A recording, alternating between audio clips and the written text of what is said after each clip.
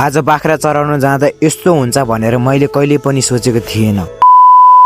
All right guys, welcome back to my new and first video. सम्पूर्णले स्वागत छ मेरो। यो चाहिँ मेरो सर्वप्रथम पहिलो भिडियो र सम्पूर्णले सपोर्ट गरिदिनु होला। आइप कि तपाईहरु सन्चै हुनुहुन्छ होला, म पनि एकदम सन्चै छु। अनि अहिले चाहिँ चट्ट लगाएर म बाख्रा चराउँदै छु। भन्नै पर्दा हाम्रो चाहिँ बाख्राहरु हैन चट्ट लगाएर बाँदर भन्दा नि केही कम्तिको छैन के, बरु बाँदर यतिको चढ्दैन होला तर यतिको चढ्छ के बाख्रा। अनि अहिलेको मौसमहरु यति दामी छ कि यति दामी छ कि चट्ट लगाएर मिठो घाम लागिरहेको छ। केही छिनको प्रतीक्षापछि चाहिँ हामीले बाख्राहरुलाई चट्ट लगाएर घर लाँदैछौं। अनि केही छिनको प्रतीक्षापछि चाहिँ हामी गोठतर्फ लागेर पनि भटाभट लगाएर बाख्रालाई बाँड्न लाग्यौं। बाख्रा चाहिँ धेरै छैन, जम्मा 7 वटा छ। अनि चट्ट लगाएर केही छिनको प्रतीक्षापछि चाहिँ हामीले बाख्रा बाँधेर घरभित्र छिर्दैछौं। आमाले चाहिँ यहाँ लोकल माल पार्दै हुनुहुन्छ। के हो भन्दाखेरि चाहिँ रक्सी हैन, चट्ट लगाएर यहाँ भित्र पसेको हैन। मलाई लास्टै धुवाले आँखै हेर्नु लगाएन कि। अनि त्यसपछि चाहिँ हैन अब गाउँतिर चल्दियौं, यसो बलहरु पनि खेल्न हुन्छ हैन चट्ट लगाएर। अनि यसो गाउँ पनि हजुरहरुलाई पनि देख भनेर अहिले चाहिँ म गाउँतर्फ लाग्दै छु। अनि आजको मिनी भ्लग हजुरहरुलाई कस्तो लाग्यो, मन पर्यो भने लाइक कमेन्ट एन्ड सब्स्क्राइब गर्नु होला है त।